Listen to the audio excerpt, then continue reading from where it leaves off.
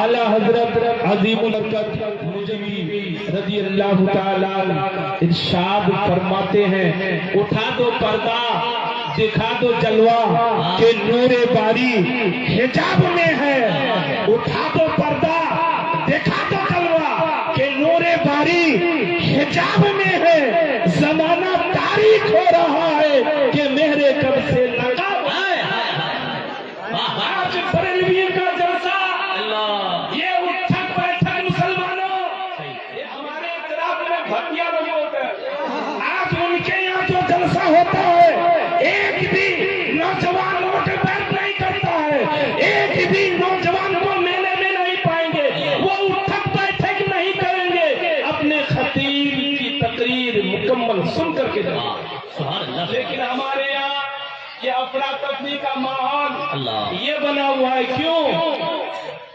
ایمان کی کمزوری کی وجہ سے اور علم نہ ہونے کی وجہ سے۔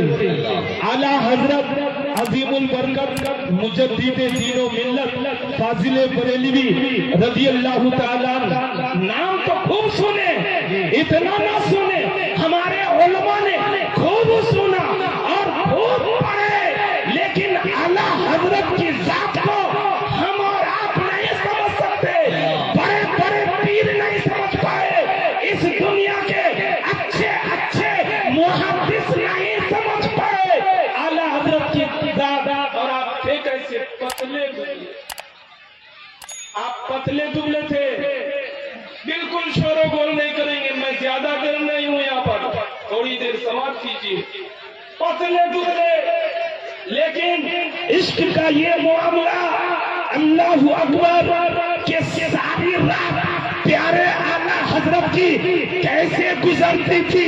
اعلیٰ حضرت کی بارگاہ میں جا کے پوچھئے یا اعلیٰ حضرت آپ ساری رات کیسے گزارتے تھے، سوتے تھے یا شب داری کرتے تھے؟ تو اعلیٰ حضرت عظیم البرکت مجدد دین و ملت فاضل بریلوی رضی اللہ تعالیٰ عنہ کی روح سے آواز آئے گی، اے میرے دیوانوں، میرا تو یہ معاملہ تھا کہ ساری رات میں عشق مصطفیٰ میں عشق بہا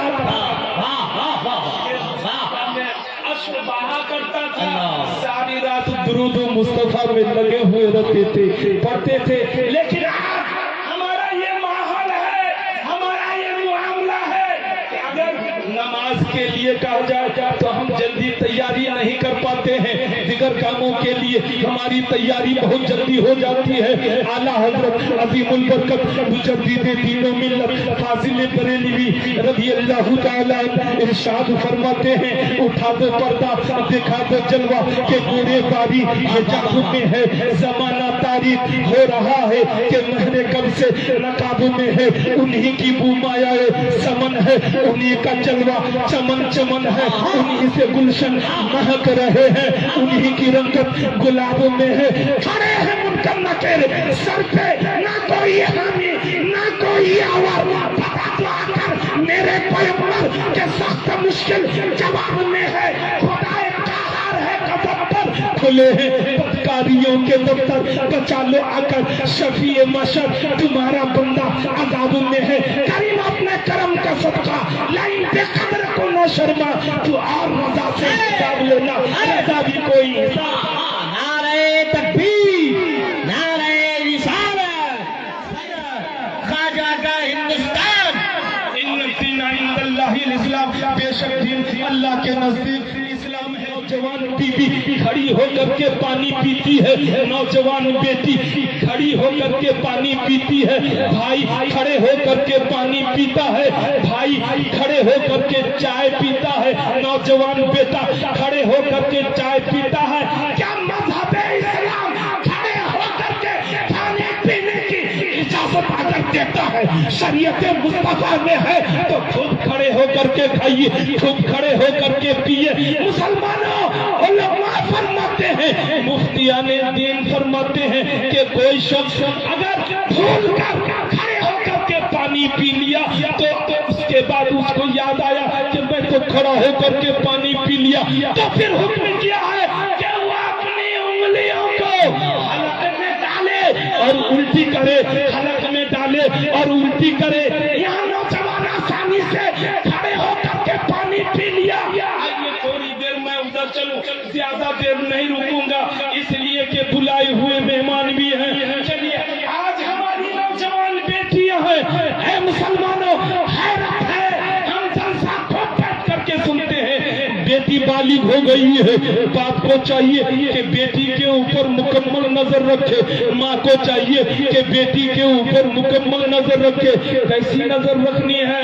پہلے اس کے لباس پہ غور و فکر کرنی ہے. لباس پر، اس پر، لباس پر، لباس میری بیٹی کیسی پہن رہی ہے. اللہ میری بیٹی کا اللہ یہ ماتھے کا چون اللہ یہ ڈھکا ہوا ہے کہ نہیں؟ جو 100 روپے کی اوڑھنی لا کر کے ہم دیے، اس اوڑھنی سے میری جنتی بیٹی یہ ماتھے کا چول ڈھاکی ہے کہ نہیں؟ آج دیکھیے، علاقے کا معائنہ کیجیے، روڈ میں دیکھیے، بازار میں دیکھیے، اسکول میں دیکھیے، کوچنگوں میں دیکھیے، ہماری بیٹی صحیح سالم نہیں ہے. نوجوانوں، آپ یہ سمجھ رہے ہیں کہ ہم بالکل بری ذمہ ہو گئے؟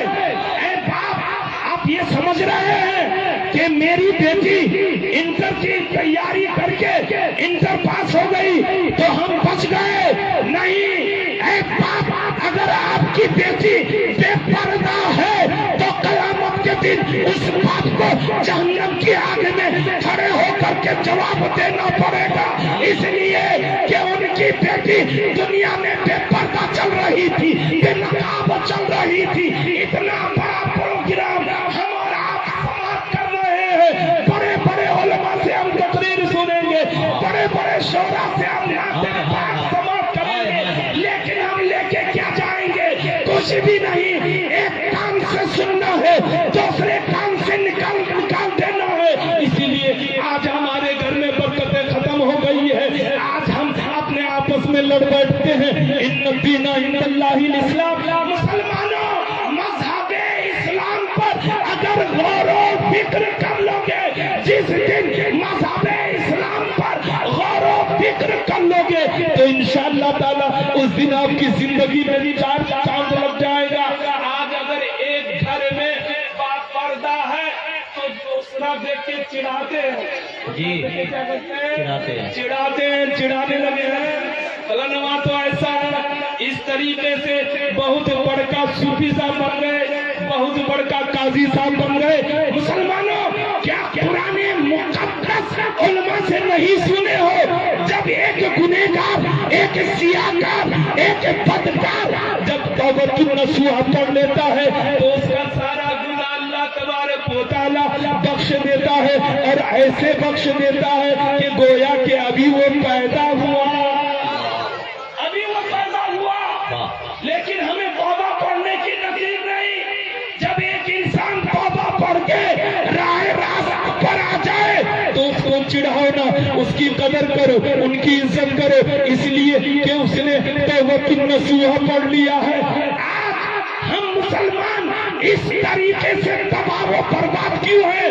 اس کی وجہ ہے کہ ہم سنت مصطفیٰ کو ترک کر رہے ہیں. خدا کی دی ہوئی نعمتوں کو خوب استعمال کرتے لیکن خدا کی نافرمانی خوب کر رہے ہیں. اے مسلمانوں، آپ یہ سمجھ رہے ہیں کہ دن بھر میں آج میں ایک جھوٹ نہیں بولا، ایک گناہ نہیں کیا، میں کسی مسلمان بھائی کو نہیں ستایا، لیکن آپ اگر 5 وقت نماز نہیں پڑھے، یہ 5 وقت کی نماز آپ کی جو قضا ہو گئی تو یہ بہت بڑا آپ سے گناہ ہوا. اتنا بڑا گناہ ہوا ہے کہ اس کا کوئی جواب نہیں. نماز چھوڑنا بہت بڑا گناہ ہے.